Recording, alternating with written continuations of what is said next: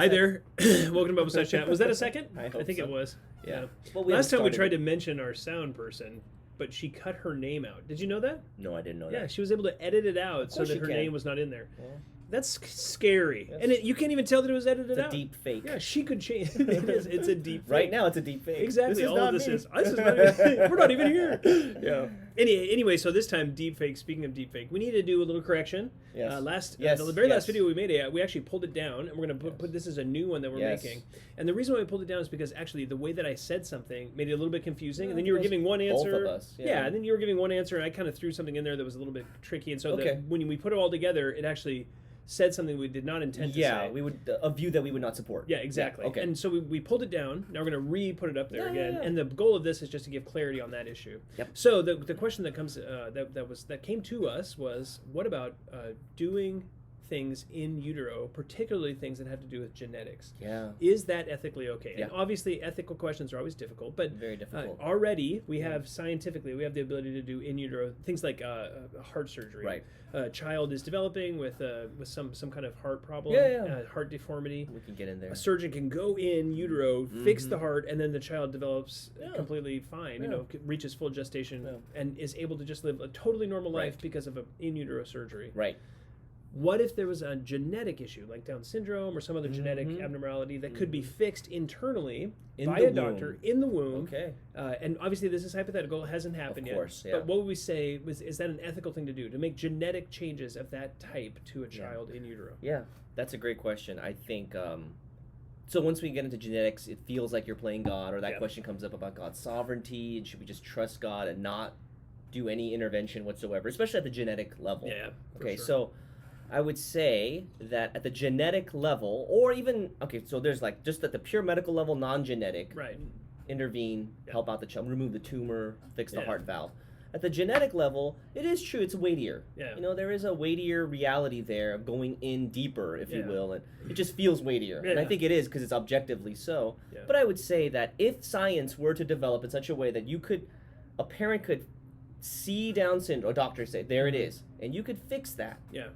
I'd say, yeah, you should be able to do that. Yeah. Yeah, I don't think I would have a problem with that at all, right? Yeah.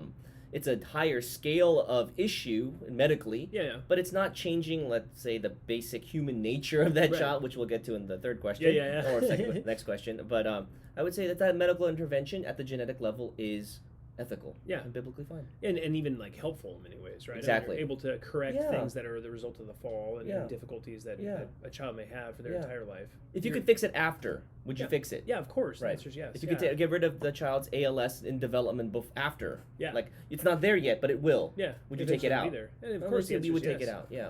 So. Okay, good. So that's helpful. So that's the first thing. So we would say that is not only ethical, but even maybe morally right to do that. If you had that's a loving thing to do. Yeah. Okay, so then the second step forward which is where we kind of not the third step. We'll get there, but there's a second step which is preferential. Yes. And in our dialogue on the last video, it got a little confusing. But let's say sorry. Yeah. No, it's actually me. I think the way that I asked the question was unhelpful. That's okay. But, anyway, I apologize. But so let's say preferential things like if you could change a child's eye color, right? Because that's the next question. If you can fix genetics, well, can you just change genetics? You can change eye color or hair color, those kinds of things. What would we say? Is that ethical or unethical, and why? Yeah, I would say it's not unethical. I mean, it's ethical. I mean, if you want to say black and white, right? Yeah. I wouldn't say it's wrong. I wouldn't bind anyone's conscience in a negative way. Right. Calling it sin. Yeah. It doesn't alter that child's human nature. Mm-hmm. We'll get to the third question. Yeah. It doesn't it doesn't change their being made in the image of God. Mm-hmm. One way or the other. Right. Third question. Again. Third question. Sorry.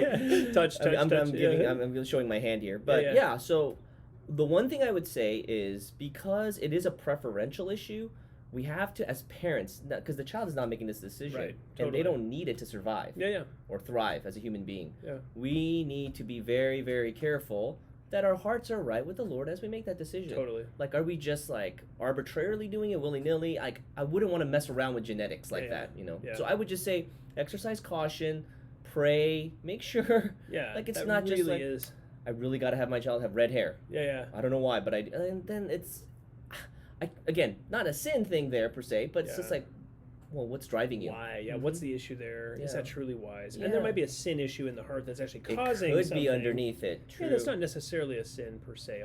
The action in and of itself is not. Right. But Maybe what's the motive. Motivating? Yeah. Good. Yeah. Okay, so then third question. So we have ethical, and in fact good, and then we have like preferential, odd, but not necessarily unethical.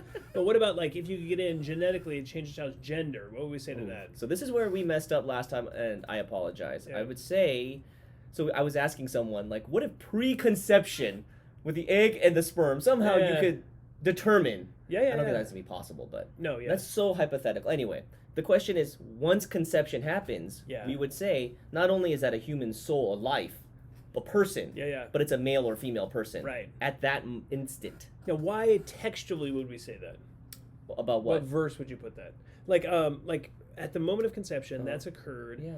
Male and female is now woven Genesis into 1. that. Okay, so what text? Genesis 1, 26 to 28 talks about... Good. I don't have to turn there. Yeah, being made in the image of God. And male and female, he created them. Okay, super helpful. He doesn't say he created a mass of humanity and then later determined gender. Gender is determined at the instant of life, conception in this case, right? So, in that case, would we go in and say, you are now... Is it ethical to be able to change that child's gender once it's been determined? And the answer is absolutely not, because it would still be wrong to do that out of the womb. Out of the womb, So let's want to be very clear. We're not supporting the like sex change operations, transgenderism, anything like that, or gender fluidity. There's male and there's female. Chromosomally, that's biologically true.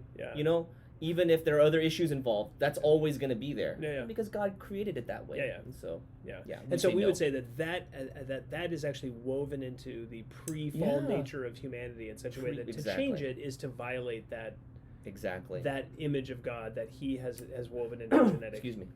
What you said pre-fall is important. It's not. Gender is part of our human nature, made in the image of God. Pre-fall, pristine conditions, right? And so we don't mess with that. Like, you're either a man or a male or a female, man or a woman, born that way, you know, made that way. Conceived that way. Conceived that way. It doesn't become that, and so by very definition, as a human being, you're one or the other. It's almost like. So I think what we're trying to say is you have to define it like human being with gender. You totally can't separate it. Those things fit together inextricably. Where we could say human being, hair color, eye color, height, all those things are not necessarily as inextricably linked to the nature of God as it is. Right, not woven into the image of God per se. Like you can take out all hair. You're still a male or female human. What are you saying? You know I know I'm both. If you have no eyes, right, it doesn't mean you're not. That you're not made in the image of God. You're still a male or female created in the image of God. So totally, definitely not supporting, determining, like going in, changing the gender of a child or anything like that. And in fact, we would go all the way to say, not only are we not supporting it, it's an unethical thing. Of course, because it's a violation of God's nature and of the human nature of human nature, which is made in the image of God. Exactly. So we would say at that point, it is a sin. It's a violation of Genesis 1:26 of the creation of man. So correcting things that are the cause of the fall. Totally ethical. Medical things. Purely medical. Through technology. Preferential things, a little squishy. Not necessarily a sin per se, because not violating the image of God, but maybe not advisable and might be driven by motives that are unrighteous. So just be careful. Super cautious. And then gender, things that are tied inextricably to God's character and God's person. Don't touch it. Don't touch it. Sinfully. Yeah. Okay, good. Well, hey, hope that's helpful for you. Like we said, we don't often post retractions, but that's effectively what this one is. If you have any questions on this, obviously difficult topic, but feel free to email us at info@faithbibleoc.org. Thanks so much.